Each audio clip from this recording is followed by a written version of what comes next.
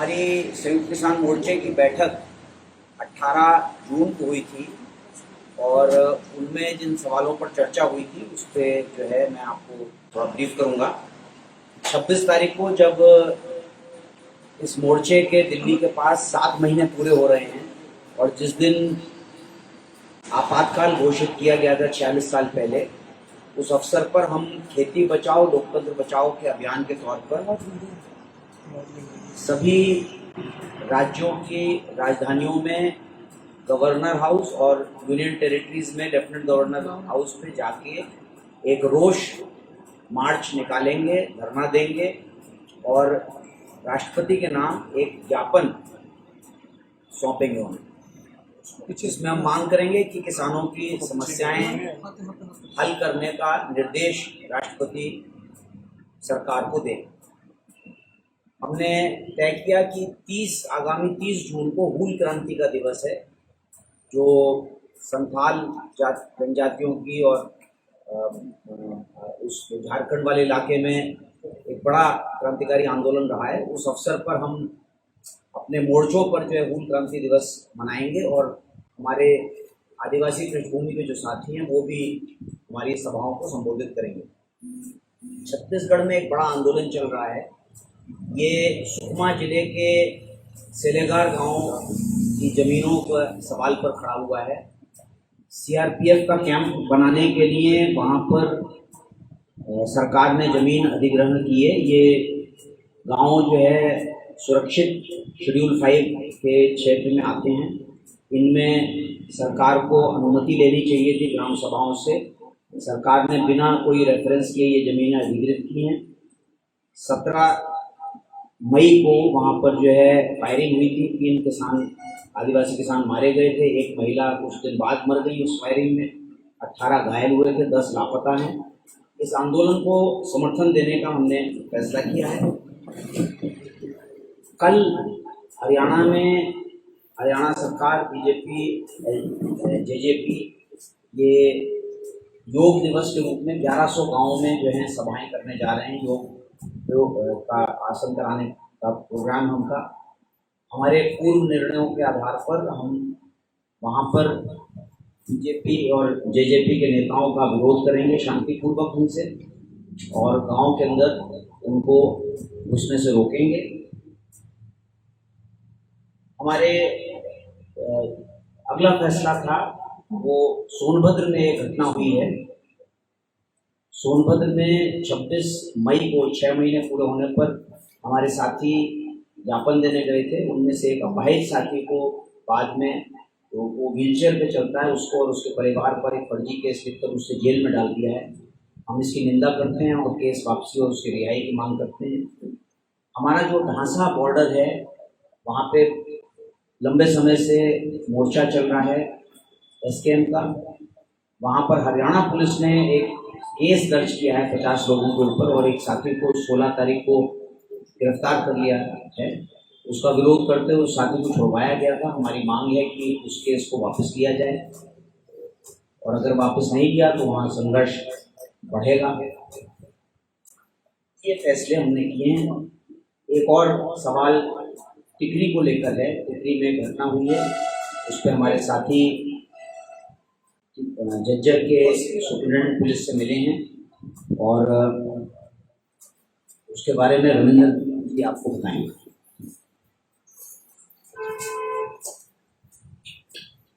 दोस्तों, 16 तरीक को टिकरी बॉर्डर च हिंदुस्तान पेट्रोलियम के पेट्रोल पंप के कोल एक घटना वापरी है। बंदे ने अपने आप को आग लाई और इस मामले में 17 तरीक को एक FIR होती है 0196 नंबर, जी 307 के रूप च मिल गया 307 के रूप च। मगरों उस व्यक्ति की जो डेथ हो जाती है, उसका नाम मुकेश सी, नेड़े ही कसार का पिंड का सीगा वो 302 च कन्वर्ट कर दिता और इससे पूरा जोड़ा एक प्रोपेगेंडा बीजेपी IT साइड वालों एक इदा का विड़ दिता गया कि किसान मोर्चे के किसानों ने उस व्यक्ति को अग ला दी और पूरा ਜਿਹੜਾ ਫਾਲਸ ਪ੍ਰੋਪੇਗੈਂਡਾ ਹੈ ਕਿਸਾਨ ਮੋਰਚੇ ਨੂੰ ਬਦਨਾਮ ਕਰਨ ਲਈ ਉਹ ਚਲਾਇਆ। एसकेएम ने इसको सीरियसली लिता, टिकरी कमेटी ने उतों दी, और इस तो अलावा टिकरी कमेटी तो अलावा ਜਿਹੜੇ ਸਾਡਾ ਲੀगल सैल सी इसको 18 तरीक ਨੂੰ ਇਹ ਜ਼ਿੰਮੇਵਾਰੀ ਦਿੱਤੀ ਗਈ ਕਿ ਸਾਰੇ ਨੂੰ ਦੇਖਣਾ। तो टिकरी कमेटी ਤੇ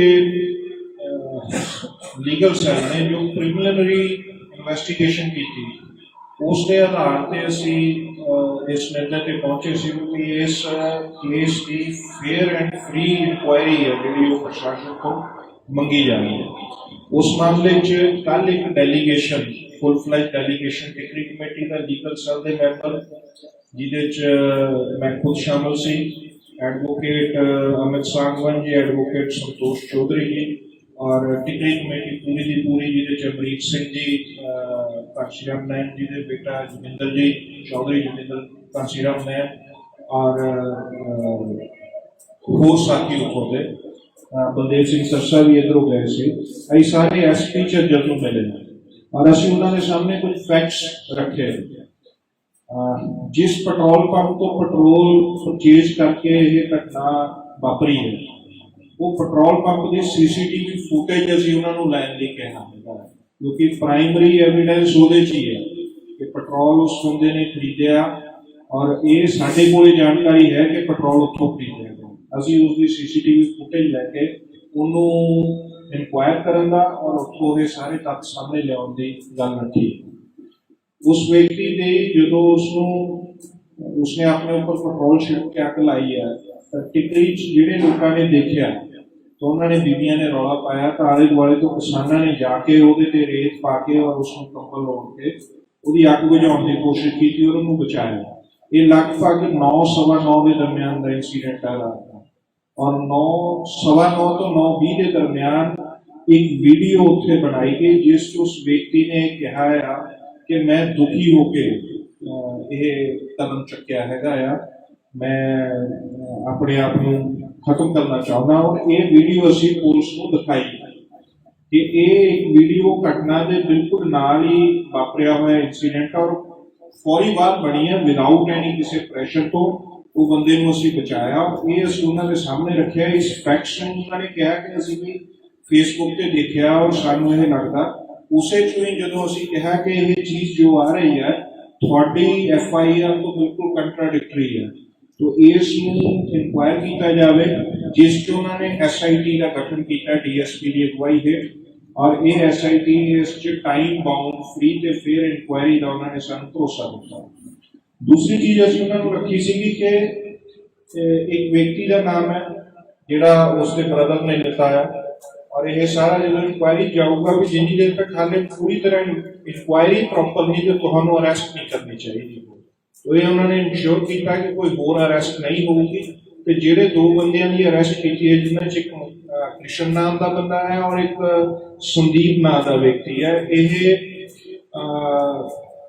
उहदे कसार पिंड तो 150-60 किलोमीटर दूर जींद जिले के पिंड के बंदे ने। कोई उन्होंने आपस में दोस्ती नहीं, कोई उस तरह की चीज़ भी सामने नहीं आई। तो उस साडा ये सीगा कि तुसी ये एविडेंस नूं देख के इंक्वायरी करके इन्हां बंदियां नूं रिलीज करो जिहड़े निर्दोष ने। तो निर्दोषां दी असी रिहाई मंगी है। उन्होंने भरोसा दिता है कि क्योंकि ऑलरेडी FIR च उन्हां दी अरेस्ट हो चुकी है, तो इस मामले में उन्होंने कहा कि असी टाइम बाउंड इंक्वायरी करके जे एविडेंस होगा भी ठीक है उन्होंने कोई उस तरह का नहीं होगा तो रिलीज किए जाएंगे। ये 3 चीज़ा उन्होंने सानू इंश्योर कीतियां। असी उन्होंने को डिमांड की है कि पेट्रोल पंप का CCTV फुटेज लिता जाए, साडी जिहड़ी वीडियो हैंड ओवर करनी है उन्होंने अज असी वो हैंड ओवर कर देंगे बिल्कुल उसके प्रॉपर अपनी प्रेजेंटेशन नाल ला के इसनूं वो एविडेंस का हिस्सा बनाउणगे जी वेरीफाई करनगे और की है। और एक 2 होर वीडियोज़ घूम रही ने वो भी असी उन्होंने हैंड ओवर करांगे। साडी प्रीलिमिनरी इंक्वायरी मुताबक ये सके कहा सी कि सुसाइड का केस है, पर फिर भी क्योंकि पुलिस ने FIR की है इस करके असी इस फ्री ते फेयर इंक्वायरी जरूर मंगी है। पहला भी थोड़े को हैगी सी गल, पर कल एक डेलीगेशन के रूप में मिल के भी किया उन्होंने सिट बनाई है। बस यही जानकारी ਔਰ ਇੰਨਾ ਜ਼ਰੂਰ ਅਸੀਂ ਤੁਹਾਡੇ ਰਾਹੀਂ ਕਹਿਣਾ ਚਾਹੁੰਦੇ ਹਾਂ ਕਿ ਇਹ ਮਾਮਲਾ ਇਹ ਕਹਿ ਦਿੱਤਾ ਗਿਆ ਕਿ ਕਿਸਾਨ ਮੋਰਚੇ ਦੇ ਬੰਦਿਆਂ ਨੇ ਉਹਨੂੰ ਅੱਗ ਲਾਈ ਹੈ। ਇਹ ਫੈਕਟ ਹੈ ਕਿ ਕਿਸਾਨਾਂ ਨੇ ਹੀ ਉਸ ਨੂੰ ਬਚਾਇਆ ਹੈ। ਵੀਡੀਓ ਇਸ ਗੱਲ ਨੂੰ ਸਟੈਬਲਿਸ਼ ਕਰ ਲਈ ਔਰ ਅਸੀਂ ਉਹਨਾਂ ਨੂੰ ਕਿਹਾ ਕਿ ਪੁਲਿਸ ਉਸको ਪ੍ਰੋਪਰਲੀ ਇਨਵੈਸਟੀਗੇਟ ਕਰੇ, ਪ੍ਰੋਪਰ ਇਨਵੈਸਟੀਗੇਟ ਕਰੇ। 100 ਦੇ ਲਗਭਗ ਕਰੀਬ ਕਿਸਾਨ ਇਸ ਗੱਲ ਦੇ ਗਵਾਹ ਨੇ ਕਿ ਉਸ ਨੂੰ ਬਚਾਇਆ ਗਿਆ। ਇਸ ਲਈ ਇਹ ਪ੍ਰੋਪੇਗੈਂਡਾ ਕਿ ਕਿਸਾਨ ਮੋਰਚਾ ਕੋਈ ਇਸ ਤਰ੍ਹਾਂ ਦੀਆਂ ਗੱਲਾਂ ਕਰ ਦੂ, ਇਹ ਸਿਰਫ ਤੇ ਸਿਰਫ ਇਸ ਘੋਲ ਨੂੰ ਬਦਨਾਮ ਕਰਨ ਦੀ ਖੇਡ ਹੈ। ਔਰ ਇਸ 'ਚ ਬੀਜੇਪੀ ਤੇ ਉਹਦਾ IT ਸੈੱਲ ਪੂਰੇ ਜ਼ੋਰ ਸ਼ੋਰ ਨਾਲ ਲੱਗਿਆ ਹੋਇਆ। ਅਸੀਂ ਉਹਨਾਂ ਨੂੰ ਖਬਰਦਾਰ ਕਰਨਾ ਚਾਹੁੰਦੇ ਹਾਂ ਕਿ ਤੁਸੀਂ ਬਹੁਤ ਘਟੀਆ ਹੱਥਕੰਡਿਆਂ ਤੇ ਉਤਰੇ ਆਏ ਹੋ। ਇਹ ਹੱਥਕੰਡੇ ਅਪਣਾਉਣੇ ਬੰਦ ਕਰੋ ਔਰ ਸਿੱਧੇ ਰੂਪ 'ਚ ਬੀਜੇਪੀ ਸਰਕਾਰ, ਮੋਦੀ ਸਰਕਾਰ ਕਿਸਾਨਾਂ ਨਾਲ ਉਹਨਾਂ ਦੇ ਮਸਲੇ ਹੱਲ ਕਰੇ, ਤਿੰਨੋਂ ਕਾਨੂੰਨ ਵਾਪਸ ਲਵੇ, MSP ਤੇ ਕਾਨੂੰਨੀ ਗਰੰਟੀ ਦਾ ਸਾਨੂੰ ਅਧਿਕਾਰ ਦੇ ਕੇ ਸਾਨੂੰ ਵਾਪਸ ਤੋਰੇ, ਨਾ ਕਿ ਇਸ ਤਰ੍ਹਾਂ ਦੀਆਂ ਸਾਜ਼ਿਸ਼ਾਂ ਰਚ ਕੇ ਇਸ ਘੋਲ ਨੂੰ ਬਦਨਾਮ ਕਰਨ ਦੀ ਕੋਸ਼ਿਸ਼ ਕਰੇ।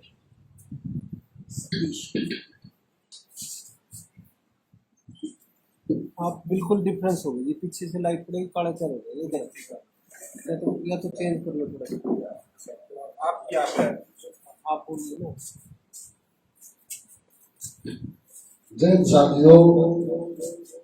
साथियों, जैसे आप लोग देख रहे हैं कि केंद्र में बैठी भाजपा की सरकार किस तरह किसानों पर मुठभेड़ थोपने की कोशिश कर रही है। और लेकिन मैं भी संयुक्त मोर्चे की तरफ से बता देना चाहता हूँ, किसान किसी भी मुठभेड़ से डरने वाला नहीं है। आप देख रहे हैं अब जिसने बचाया ये सरकार उसी को फंसाने में लगी हुई है और किस तरह हर बात में किसानों पे आरोप लगाने से पीछे नहीं हटती। तो इसी संदर्भ में हमने 26 तारीख को हर एक जो राज्यपाल हैं, उपराज्यपाल हैं, उनको ज्ञापन सौंपने का निर्णय लिया है।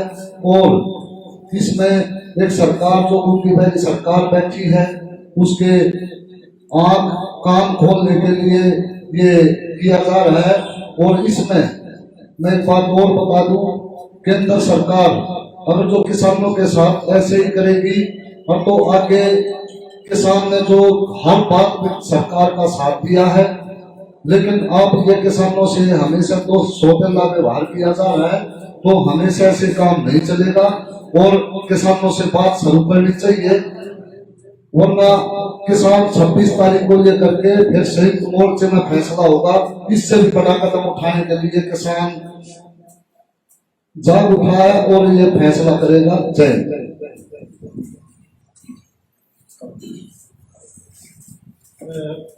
26 ਤਰੀਕ ਨੂੰ ਜਿਹੜਾ ਦੇਸ਼ ਭਰ ਦੇ ਵਿੱਚ ਅੰਦੋਲਨ ਸੰਯੁਕਤ ਕਿਸਾਨ ਮੋਰਚੇ ਵੱਲੋਂ ਕੀਤਾ ਜਾ ਰਿਹਾ, ਉਹਦੇ 'ਚ ਜਿਹੜਾ ਸੁਨੇਹਾ ਅਸੀਂ ਦੇਣਾ ਚਾਹੁੰਦੇ ਹਾਂ, ਅਸੀਂ ਬਹੁਤ ਵੱਡੇ ਇਕੱਠ ਕਰਕੇ ਸੱਦਾ ਹੀ ਦਿੱਤਾ ਕਿ ਵੱਡੇ ਇਕੱਠ ਕਰਕੇ, ਮਾਰਚ ਕਰਕੇ, ਧਰਨੇ ਲਾ ਕੇ ਰੋਸ ਪੱਤਰ ਦੇਣਾ ਵਾ ਰਾਸ਼ਟਰਪਤੀ ਨੂੰ। ਅਸੀਂ ਰੋਸ ਜ਼ਾਹਰ ਕਰ ਰਹੇ ਹਾਂ। दूसरी गल इस वेले जो तरीके इस अंदोलन के प्रति बीजेपी सरकार वरत रही है, एक गल तो साफ है कि ये झूठ का सहारा ले रहे हैं, झूठ बोलते हैं।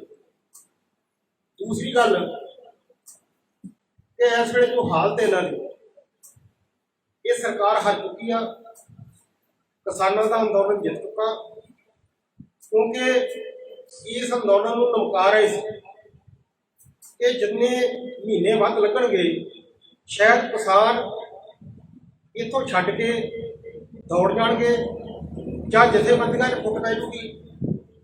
उन्होंने हर हरबा वरत्या पर उन्होंने सारे हरबे फेल है। इस करके 26 तरीक वाला एक्शन वो इस सरकार को होर पिछे धक्केगा। ते सारे देश के विच असीं अज सारे किसानों को अपील करते हैं SK वालों कि 26 तरीक को वड्डी गिणती च अपने घरों तो बाहर निकलो ते अपनी राजधानियां दे जिहड़े गवर्नर दे दफ्तर आ उन्हां अगे आओ ते सरकार को मजबूर करिए कि वो 3 कानून रद्द करे। वो जिहड़ा ਕਾਨੂੰਨ ਬਣਾਉਣਾ MSP ਤੇ, ਉਹ ਕਾਨੂੰਨ ਬਣਾਵੇ, ਸਰਕਾਰੀ ਖਰੀਦ ਦੀ ਤੇ ਪੂਰਾ ਰੇਟ ਕਿਸਾਨ ਨੂੰ ਮਿਲੇ ਦੀ ਗਰੰਟੀ ਕਰੇ। ਜਿੰਨਾ ਚਿਰ ਤੱਕ ਹੁਣ ਤੇ ਸਾਡਾ ਫਾਇਦਾ ਹੋ ਰਿਹਾ ਤੇ ਸਰਕਾਰ ਦਾ ਨੁਕਸਾਨ ਹੋ ਰਿਹਾ। ਅਸੀਂ ਅੱਜ ਤੁਹਾਨੂੰ ਕਹਿਣਾ ਚਾਹੁੰਦੇ ਹਾਂ ਕਿ ਮੋਦੀ ਜਾ ਰਿਹਾ, ਪਰ ਮੋਦੀ ਜਿੰਨੇ ਵੱਡੇ ਪੱਧਰ ਤੇ ਪੈਸੇ ਲੈ ਚੁੱਕਾ ਕਾਰਪੋਰੇਟਾਂ ਦੇ ਕੋਲੋਂ, ਉਹਨਾਂ ਨੂੰ ਗਰੰਟੀ ਕਰ ਰਿਹਾ ਕਿ ਮੈਂ ਆਪਣੀ ਗੱਦੀ ਗਵਾ ਸਕਦਾ ਪਰ ਮੈਂ ਕਾਨੂੰਨਾਂ ਨੂੰ ਕਾਇਮ ਰੱਖੂੰਗਾ। ਪਰ ਅਸੀਂ ਤੁਹਾਡੇ ਰਾਹੀਂ ਕਹਿਣਾ ਚਾਹੁੰਦੇ ਹਾਂ ਕਿ ਮੋਦੀ ਵੀ ਜਾਊਗਾ, ਕਾਨੂੰਨ ਵੀ ਜਾਣ। ਧੰਨਵਾਦ। रविंद्र नेपाल से। नमस्कार जी। सबसे पहले तो ये है कि जो गवर्नर हाउस में पूरे भारतवर्ष में गवर्नर हाउस में जो रोज पत्र देने जा रहे हैं, सब लोग सब ज्यादा से ज्यादा बढ़कर मेरी बहनें और यूथ है जो उसमें हिस्सा अपना डाले और रोज पत्र के लिए जो इतना एकत्र करने अपने लोग अपना जाहिर करें कि हमें कितना ये 3 बिल है जो उनके हम कितना विरोधी हैं और उनको हल करना चाहिए आने वाली पीढ़ियों के लिए, उनके लिए जिनके लिए बैठी हैं। दूसरी बात, जो पिछले दिनों में भाजपा के जो विरोध के लिए बात हुई थी, ये पूरे भारतवर्ष में एक से कहना चाहती हैं कि बीजेपी का पूरा जोर शोर से विरोध करना चाहिए, पूरे भारतवर्ष को जागरूक होना चाहिए। जंगवीर ਸਾਰੇ ਪੱਤਰਕਾਰ ਵੀਰਾਂ ਦਾ ਬਹੁਤ ਬਹੁਤ ਧੰਨਵਾਦ। ਇਸ ਮੋਰਚੇ ਦੇ ਨਾਲ ਪਹਿਲੇ ਦਿਨ ਤੋਂ ਕਵਰੇਜ ਕਰਕੇ ਪੂਰੇ ਪੰਜਾਬ ਤੇ ਪੂਰੇ ਦੇਸ਼ ਦੇ ਵਿੱਚ ਜਿਹੜਾ ਕਵਰੇਜ ਦਿਖਾ ਰਿਹਾ ਤੇ ਲੋਕਾਂ ਨੂੰ ਜਾਗਰੂਕ ਕਰ ਰਿਹਾ, ਸਹਿਯੋਗ ਦੇ ਰਿਹਾ। ਜਿਸ ਤਰ੍ਹਾਂ ਸਾਡੇ ਪ੍ਰਧਾਨ ਜੀ ਨੇ ਡਾਕਟਰ ਆਸ਼ੀਸ਼ ਮਿੱਤਲ ਜੀ ਨੇ ਸਾਰਾ ਕੁਝ ਪ੍ਰੋਗਰਾਮਾਂ ਬਾਰੇ ਵੀ ਦੱਸਿਆ ਤੇ 26 ਜੂਨ ਨੂੰ 7 ਮਹੀਨੇ ਦੇ ਪੂਰੇ ਹੋਣੇ ਵਾਲੇ ਆ ਇੱਕ ਰੋਸ ਮਾਰਚ ਕੱਢ ਕੇ ਵੱਖ-ਵੱਖ ਜ਼ਿਲ੍ਹਿਆਂ ਤੋਂ ਵੱਖ-ਵੱਖ ਸ਼ਹਿਰਾਂ ਤੋਂ ਆਪਣੀਆਂ ਰਾਜਧਾਨੀਆਂ ਦੇ ਵਿੱਚ ਜਾ ਕੇ ਰਾਜਪਾਲ ਨੂੰ ਰੋਸ ਪੱਤਰ ਦੇਣਾ ਹੈ ਤੇ ਉੱਥੇ ਧਰਨਾ ਲਾ ਕੇ ਉਹ ਰੋਸ ਪੱਤਰ ਜਿਹੜਾ ਆ ਆਪਾਂ ਰਾਸ਼ਟਰਪਤੀ ਤੱਕ ਪਹੁੰਚਾਉਣਾ ਆ, ਤਾਂ ਜੋ ਸਰਕਾਰ ਜੋ ਇੰਨੇ ਅੱਖਾਂ ਤੇ ਜੋ ਪੱਟੀ ਬੰਨੀ ਹੋਈ ਹੈ, ਕੰਨਾਂ 'ਚ ਰੂੰ ਲਿਆ ਹੋਇਆ, ਉਹਨੂੰ ਬਿਲਕੁਲ ਰਾਸ਼ਟਰਪਤੀ ਜੀ ਦੱਸਣਗੇ ਕਿ ਇਹਨਾਂ ਕਾਨੂੰਨਾਂ ਨੂੰ ਰੱਦ ਕਰਕੇ ਇਹਨਾਂ ਲੋਕਾਂ ਨੂੰ ਘਰਾਂ ਦੇ ਵਿੱਚ ਭੇਜਣ, ਉਹਨਾਂ ਨੂੰ ਮਜਬੂਰ ਕਰਨ ਤਾਂ ਜੋ ਕਿਸਾਨ ਜਿਹੜੇ ਆਪਣਾ ਸੰਘਰਸ਼ ਖਤਮ ਕਰ ਸਕਣ। ਤੇ ਨਾਲ ਨਾਲ ਇੱਕ ਮੀਟਿੰਗ ਦੀ ਗੱਲ ਕੀਤੀ ਸੀ ਸਰਕਾਰ ਵੱਲੋਂ, ਤੋਮਰ ਸਾਹਿਬ ਦਾ ਇੱਕ ਬਿਆਨ ਆਇਆ ਸੀ ਕਿ ਅਸੀਂ ਮੀਟਿੰਗ ਕਰਨ ਵਾਸਤੇ ਤਿਆਰ ਹਾਂ ਕਿ 3 ਬਿੱਲਾਂ ਤੋਂ ਇਲਾਵਾ ਤੁਸੀਂ ਕੋਈ ਗੱਲ ਕਰੋ ਤੇ ਆਪਾਂ ਬੈਠ ਕੇ ਇੱਕ ਮੀਟਿੰਗ ਕਰਨ ਵਾਸਤੇ ਤਿਆਰ ਹਾਂ। ਇੱਥੇ ਅਸੀਂ ਸਰਕਾਰ ਨੂੰ ਦੱਸਣਾ ਚਾਹੁੰਦੇ ਹਾਂ ਕਿ ਜਿਹੜੀਆਂ ਸ਼ਰਤਾਂ ਰੱਖ ਕੇ ਮੀਟਿੰਗਾਂ ਨਹੀਂ ਹੁੰਦੀਆਂ, ਮੀਟਿੰਗ ਤੁਸੀਂ ਕਰਨੀ ਚਾਹੁੰਦੇ ਆ ਤੇ ਕਿਸਾਨ ਵੀ ਜਿਹੜੇ ਜਥੇਬੰਦੀਆਂ ਉਹ ਵੀ ਮੀਟਿੰਗ ਕਰਨ ਵਾਸਤੇ ਤਿਆਰ ਆ। ਜਥੇਬੰਦੀਆਂ ਕਦੇ ਵੀ ਮੀਟਿੰਗ ਕਰਨ ਤੋਂ ਪਿੱਛੇ ਨਹੀਂ ਹਟੀਆਂ, ਕਦੇ ਵੀ ਟੇਬਲ ਟਾਕ ਤੇ ਗੱਲ ਕਰਨ ਤੋਂ ਪਿੱਛੇ ਨਹੀਂ ਹਟੀਆਂ। ਸ਼ਰਤਾਂ ਨੂੰ ਪਿੱਛੇ ਹਟਾ ਕੇ ਤੁਸੀਂ ਸਾਡੇ ਨਾਲ ਟੇਬਲ ਟਾਕ ਕਰੋ, ਬੈਠ ਕੇ ਗੱਲਬਾਤ ਕਰੋ, ਕੀ ਸਿੱਕਾ ਨਿਕਲਦਾ ਕੀ ਰਿਜੈਕਟ ਨਿਕਲਦਾ ਉਹ ਬਾਅਦ ਦੇ ਵਿੱਚ ਜਿਹੜਾ ਉਹਦਾ ਅਸੀਂ ਨਿਰਣੇ ਲਵਾਂਗੇ। ਅਸੀਂ ਸੰਯੁਕਤ ਕਿਸਾਨ ਮੋਰਚਾ ਫੈਸਲਾ ਲਵੇਗਾ ਤੇ ਸਾਡਾ ਤਾਂ ਪਹਿਲੇ ਦਿਨ ਤੋਂ ਏਜੰਡਾ ਸੀ ਜੋ ਤੁਹਾਨੂੰ ਦਿੱਤਾ ਹੋਇਆ ਹੈ ਕਿ 3 ਬਿੱਲ ਜਿਹੜੇ ਆ ਉਹ ਸਾਡੇ ਰੱਦ ਕਰੋ, MSP ਤੇ ਕਾਨੂੰਨੀ ਗਰੰਟੀ ਦਿਓ ਤੇ ਹੋਰ ਸਾਡਾ ਕੋਈ ਮੁੱਦਾ ਹੈ ਨਹੀਂ, ਉਹ ਸਾਡੀ ਕੋਈ ਮੰਗ ਹੈ ਨਹੀਂ। ਇਹਦੇ ਬਾਰੇ ਤੁਸੀਂ ਵੀ ਵਿਚਾਰ ਕਰ ਲਓ, ਸਾਨੂੰ ਸਮਾਂ ਦੱਸੋ, ਟਾਈਮ ਦੱਸੋ। ਅਸੀਂ 31 ਕਿਲੋਮੀਟਰ ਦੂਰ ਤੁਹਾਡੇ ਦਿੱਲੀ ਤੋਂ ਬੈਠੇ ਹੋਏ ਆ, ਬਿਲਕੁਲ ਕਦੀ ਵੀ ਮੀਟਿੰਗ ਕਰਨ ਤੋਂ ਇਨਕਾਰੀ ਨਹੀਂ, ਸ਼ਰਤਾਂ ਤੋਂ ਬਗੈਰ ਮੀਟਿੰਗ ਜਿਹੜੀ ਰੱਖੀ ਜਾਵੇ। ਤੇ 26 ਤਰੀਕ ਦੇ ਪ੍ਰੋਗਰਾਮ ਬਾਰੇ ਮੈਂ ਦੱਸਦਾ ਕਿ ਸਾਰੇ ਜਿੰਨੇ ਵੀ ਭਾਰਤ ਵਾਸੀ ਆ ਸਾਰਿਆਂ ਨੂੰ ਇਹ ਬੇਨਤੀ ਕਰਦੇ ਹਾਂ ਕਿ ਇਹ ਰੋਸ ਜਿਹੜਾ ਅਸੀਂ ਧਰਨਾ ਦੇਣਾ ਜਾਂ ਰੋਸ ਮਾਰਚ ਕਰਨਾ ਹੈ, ਸ਼ਾਂਤੀਪੂਰਵਕ ਢੰਗ ਦੇ ਨਾਲ ਜਿਹੜਾ ਅਸੀਂ ਇੱਕ ਸੰਕੇਤਕ ਜਿਹੜਾ ਧਰਨਾ ਦੇਣਾ ਤੇ ਇੱਕ ਰੋਸ ਮਾਰਚ ਕਰਨਾ ਹੈ। ਇਹਨੂੰ ਸਫਲ ਬਣਾਉਣ ਵਾਸਤੇ ਪਿੰਡਾਂ ਦੇ ਵਿੱਚੋਂ ਨਿਕਲੋ, ਸ਼ਹਿਰਾਂ 'ਚ ਨਿਕਲ ਕੇ ਤਾਂ ਜੋ ਅਸੀਂ ਰਾਜਪਾਲ ਜੀ ਨੂੰ ਆਪਣਾ ਮੰਗ ਪੱਤਰ ਦੇ ਕੇ ਰਾਸ਼ਟਰਪਤੀ ਤੱਕ ਆਪਣਾ ਮੰਗ ਪੱਤਰ ਪਹੁੰਚਾਈਏ। ਵਾਹਿਗੁਰੂ ਜੀ ਕਾ ਖਾਲਸਾ, ਵਾਹਿਗੁਰੂ ਜੀ ਕੀ ਫਤਿਹ। ਮੁਕੇਸ਼ ਚੰਦਰ। ਸਭ ਤੋਂ ਪਹਿਲਾਂ ਤਾਂ ਮੈਂ ਆਪਣੇ ਸਾਰੇ ਮੀਡੀਆ ਵਾਲੇ ਸਾਥੀਆਂ ਦਾ ਬਹੁਤ ਬਹੁਤ ਧੰਨਵਾਦ ਕਰਦਾ ਹਾਂ ਜੀ। ਦੂਜੀ, ਮੇਰੇ ਤੋਂ ਪਹਿਲਾਂ ਮੇਰੇ ਸਾਰੇ ਪ੍ਰਧਾਨ ਜੀ ਨੇ ਜਾਂ ਸਾਰੇ ਸਾਥੀਆਂ ਨੇ ਸਾਰੇ ਪ੍ਰੋਗਰਾਮ ਜਿਹੜੇ ਆ ਉਹਨਾਂ ਬਾਰੇ ਤੁਹਾਨੂੰ ਦੱਸਿਆ ਗਿਆ ਆ। ਦੇਖੋ, ਜਿਹੜਾ 26 ਦਾ ਪ੍ਰੋਗਰਾਮ ਆ, ਜਿਹੜੇ 3 ਕਾਲੇ ਬਿੱਲ ਆ, ਇਹ ਇਕੱਲੇ ਕਿਸਾਨਾਂ ਲਈ ਮਾੜੇ ਨਹੀਂ, ਇਹ ਹਰ ਵਰਗ ਦੇ ਲਈ ਮਾੜੇ ਆ, ਚਾਹੇ ਸਾਡੇ ਦੁਕਾਨਦਾਰ ਵੀ ਆ, ਸਾਡੇ ਮਜ਼ਦੂਰ ਭਰਾ ਆ ਜਾਂ ਸਾਡੀ ਜਨਤਾ ਕਹਿ ਸਕਦੇ ਆ। ਇਹਨਾਂ ਬਿੱਲਾਂ ਦੇ ਵਿਰੋਧ ਦੇ ਵਿੱਚ ਆਪਾਂ ਸਾਰਿਆਂ ਨੂੰ ਇਕਮੁੱਠ ਹੋ ਕੇ ਜਿਹੜਾ 26 ਤਰੀਕ ਦਾ ਪ੍ਰੋਗਰਾਮ ਆ ਉਹ ਰਲ ਮਿਲ ਕੇ ਬਹੁਤ ਵੱਡੇ ਪੱਧਰ ਤੇ ਆਪਾਂ ਨੂੰ ਕਾਮਯਾਬ ਕਰਨਾ ਚਾਹੀਦਾ। ਅਸੀਂ ਸੰਯੁਕਤ ਮੋਰਚੇ ਵੱਲੋਂ ਸਾਰਿਆਂ ਨੂੰ ਇਹ ਬੇਨਤੀ ਕਰਦੇ ਹਾਂ ਵੀ ਚਾਹੇ ਹਰ ਵਰਗ ਦੇ ਜਿਹੜੇ ਲੋਕ ਆ ਉਹਦੇ ਵਿੱਚ ਪਹੁੰਚਣ, ਕਿਉਂਕਿ ਰਾਸ਼ਟਰਪਤੀ ਜਿਹੜੇ ਆ ਸਾਡੇ ਦੇਸ਼ ਦੇ ਪ੍ਰਮੁੱਖ ਹੁੰਦੇ ਆ। ਆਪਾਂ ਉਹਨਾਂ ਨੂੰ ਜਿੱਦਾਂ ਸਾਰੇ ਸਾਥੀਆਂ ਨੇ ਦੱਸਿਆ, ਰੋਸ ਮਾਰਚ ਦੇ ਵਿੱਚ ਜਾ ਕੇ ਤਾਂ ਜਿਹੜਾ ਰੋਸ ਪੱਤਰ ਦੇਣਾ ਆ ਉਹਦੇ ਨਾਲ ਅਸੀਂ ਉਹਨਾਂ ਨੂੰ ਦੱਸ ਸਕੀਏ ਜਿਹੜੀ ਤੁਹਾਡੀ ਬਣਾਈ ਕੇਂਦਰ ਦੀ ਸਰਕਾਰ ਜਿਹੜੀ ਚੁਣੀ ਗਈ ਆ ਉਹ ਕਿੰਨੀ ਨਿਕੰਮੀ ਹੈ ਤੇ ਕਿੰਨੀ ਗਲਤ ਕੰਮ ਕਰ ਰਹੀ ਆ। ਕਿਉਂਕਿ ਜਿਹੜੇ 3 ਬਿੱਲ ਆ ਕਿਸਾਨਾਂ ਦੇ ਧੱਕੇ ਨਾਲ ਥੋਪੇ ਜਾ ਰਹੇ ਆ। ਤੇ ਕਿਸਾਨਾਂ ਨੇ ਡਿਮਾਂਡ ਨਹੀਂ ਕੀਤੀ ਵੀ ਸਾਨੂੰ ਇਦਾਂ ਦੇ ਬਿੱਲ ਦਿਓ। ਕਿਸਾਨਾਂ ਦੀ ਡਿਮਾਂਡ ਤਾਂ ਸਵਾਮੀਨਾਥਨ ਰਿਪੋਰਟ ਲਾਗੂ ਕਰਨਾ ਸੀ, ਪਰ ਉਹਨਾਂ ਨੇ ਜੋ ਸਾਡਾ ਨੁਕਸਾਨ ਹੈ ਬਿੱਲ ਜਿਹੜੇ ਆ ਥੋਪ ਕੇ ਕੀਤਾ ਆ, ਉਹ ਸਾਰੇ ਦੇਸ਼ ਲਈ ਕਿਸੇ ਦੇ ਹਿੱਤ ਵਿੱਚ ਨਹੀਂ ਗੇ। ਆਪਾਂ ਰਲ ਕੇ ਸਾਰੇ 26 ਦਾ ਪ੍ਰੋਗਰਾਮ ਕਾਮਯਾਬ ਕਰੀਏ ਤੇ ਜਿਹੜੇ ਆਪਾਂ ਬਿੱਲ ਰੱਦ ਕਰਵਾ ਸਕੀਏ ਜੀ। ਧੰਨਵਾਦ जी। आशीष अंकल जी, एक सवाल आपसे। आशीष अंकल जी, आज महापंचायत की थी स्थानीय ग्रामीणों में, वहाँ पर वो ये कह रहे हैं कि सिंगू बॉर्डर और कुंडली बॉर्डर के बीच में दिल्ली आने जाने वाला एक रास्ता है वो किसान खाली कर रहे हैं। उसको लेकर किसान मोर्चा किस तरह से वार्तालाप है वो स्थानीय ग्रामीणों से कर रहा है। लगातार इन बॉर्डर्स पर जो कमेटियां हैं वो स्थानीय लोगों के साथ, उनके प्रतिनिधियों के साथ बैठकर वार्ता कर रही, चर्चा कर रही, जो समस्याएं उनको हल करती हैं। ऐसा कोई हमारा इस मोर्चे पे हमारा बहुत अच्छे संबंध जो है स्थानीय लोगों के साथ रहे हैं, आपसी सहयोग रहा है, उन्होंने भी दिया है, हमारी भी कोशिश रही है कि उनको कम से कम परेशानी रहे, और उनका सहयोग इस मांग पर रहा है हमारे साथ।